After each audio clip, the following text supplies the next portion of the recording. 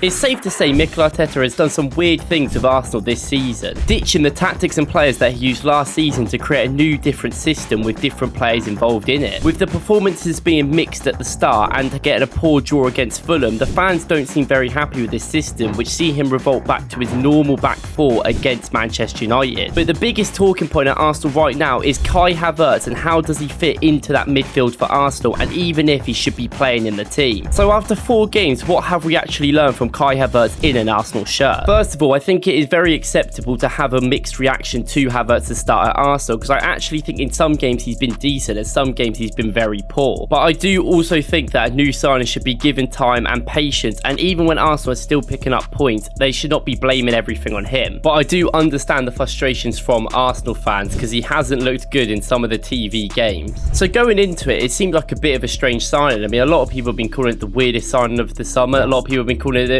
probably one of the worst signings of the summer, which I don't really think is fair, but £65 million is a lot of money for someone like Arsenal to spend. They only brought a few players in this summer and you've spent all of them to really have a big contribution. Obviously, Timber's injury and now Partey's injury have thrown a lot of spanners up in the air really for the club, but now with Zinchenko being back, it means Gabriel can play, and I think against Man United we can agree defensively, I think they're a lot more solid, even though they weren't amazing still. But overall, despite the defence changing quite a lot, Havertz's role in the team hasn't really changed too much. I'd say it's still very similar, so that's why I'm not really going to get into the injuries and defensive changes, because I don't really think that impacts Havertz and how Arteta really wants him to play. So going into the Community Shield game, Havertz was actually trusted to be the #1 lone striker because Jesus was injured at the time and they didn't really trust Nketiah to start that game. And I actually don't think he played that bad. I know a lot of people don't think he did great because he did miss 2 really good chances and his finishing is just not very good, I'm going to admit that. But overall, I thought his link-up play with the team was really good, a bit like an Nketiah or Jesus does, and I do think he really helped the wingers get into that game. However, at the start of the season, it's clear that he wants him to play in midfield, as started Havertz in every single game in the midfield, and obviously Nketiah started up front for most of them games, and Nketiah is just clearly a better option in that position than Havertz. And now with Jesus being back, you just don't really see Havertz getting a role in that team, so he's going to have to make this midfield role his own. So Havertz has been playing in the Granit Xhaka role from last year, which is kind of like a box-to-box role. You are expected to attack a lot and also kind of defend, but it's not really as important because of the inverted wing backs and obviously Rice being a bit further deeper. But overall, he's really expected to pick up positions around the pitch where there's space and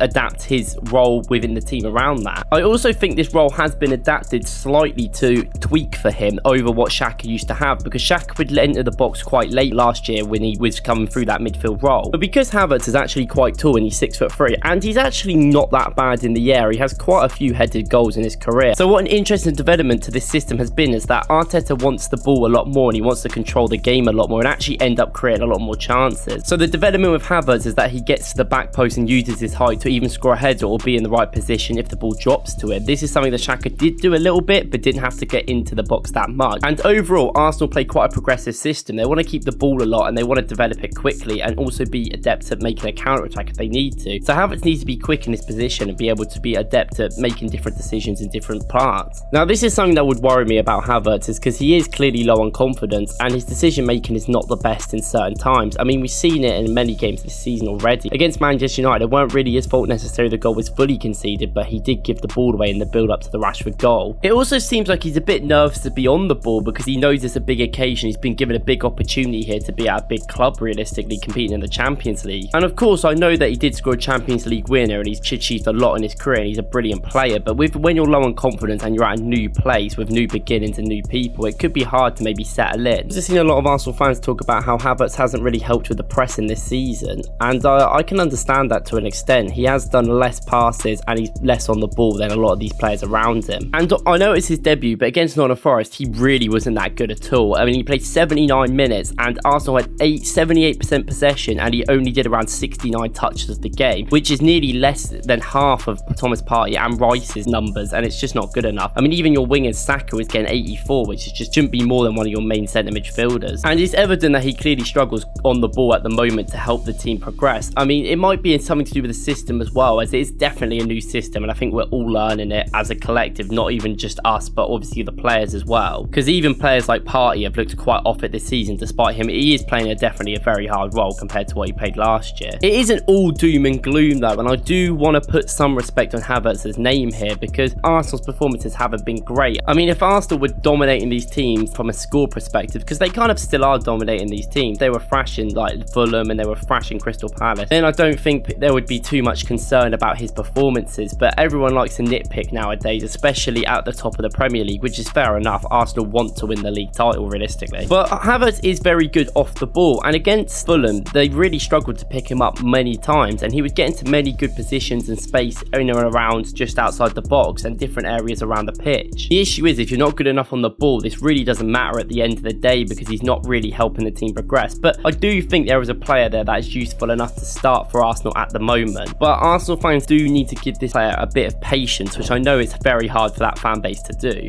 I also want to talk about possible replacements for Havertz in the actual squad itself. So obviously I think everyone expected Partey and Rice to kind of be in midfield together, maybe as a double pivot with Odegaard a bit centraler, just to make it a bit more solid defensively. But it seems like Arteta wants to go for this more attacking style of play, so he hasn't really bothered to do that. And instead actually played Partey as an inverted right back, but he played more in midfield anyway because Arsenal had so much of the ball in most of them games. But now obviously Partey's injured, so he just can't do that anyway. So Partey would be the ideal choice, I'd say, to replace it, and then you maybe shore up the defence and change the system a little bit. I mean, Rice can play in that Xhaka role, I guess, and then you do that instead. Despite Rice saying that I'd rather play as a 6 over an 8, but I do think that Rice is just so good he could play anywhere. I mean, check my video out about him. Since then, he's been even better than I think when I did that video. So there's only 2 other options that I can really see in this Arsenal squad making an impact. I mean, they definitely have players that can definitely be in there. Like, you look at Emile Smith-Rowe, he's just sitting on the bench. I don't think he's playing a minute this season, which is just not good enough. But that's from his perspective. I mean, if he's not good enough to play in the current team, he's not good enough. I mean, if Arsenal don't want to mess up things around, I completely make sense why he wouldn't play. But I do think maybe he should have gone out on loan, or maybe they should have considered an offer from Chelsea, but I don't know. But it's not about Smith-Rowe. So the only other 2 players that I can really consider for this role are Trossard and Vieira, and that'll be very interesting to see how that works. For me, I'm a massive fan of Trossard, but I don't really think this role is specific and probably good enough for him. I feel like he would want a more elaborate and a more elevated role in the attacking system. That's why he used as a centre forward or on the left wing, I think, or even in Odegaard's position. I reckon he could probably do way more damage. So to me, Fabio Vieira is sort of one of the only really options they have at the moment because they just don't really have too much midfield depth. I mean, people might laugh, but I think El Nene would probably be quite good there, and I actually think El Nene's a pretty safe pair of hands, especially if you're playing some of the lower teams in the league. The reason why I think Fabio Vieira can do this role is because I actually think this season, since he's come on, he's been brilliant in all the games I've seen him in. I know it's not that many minutes. I think he's only played around 45 minutes this season, but Arteta clearly likes him, has clearly given him an opportunity this year to prove himself, and I actually think he is proving himself. I think against Fulham, he changed that game, no doubt about it. Won the penalty, got the assist for the Nketiah goal, and overall his play was brilliant. He was brilliant on the ball. He seemed confident. It seemed like a player that we really wanted to see. I also think against Man United, he was brilliant as well. I mean, he got a free assist sort of because right in the last minute, but I actually thought he really helped control the ball and helped Arsenal get the ball a lot more and try and attack for later on in the game. It's a very attacking system because Vieira is obviously a very more attacking player, and I actually think Vieira could probably play the Granit Xhaka role a bit more better. I don't think he would have to go back post and do them back post headers that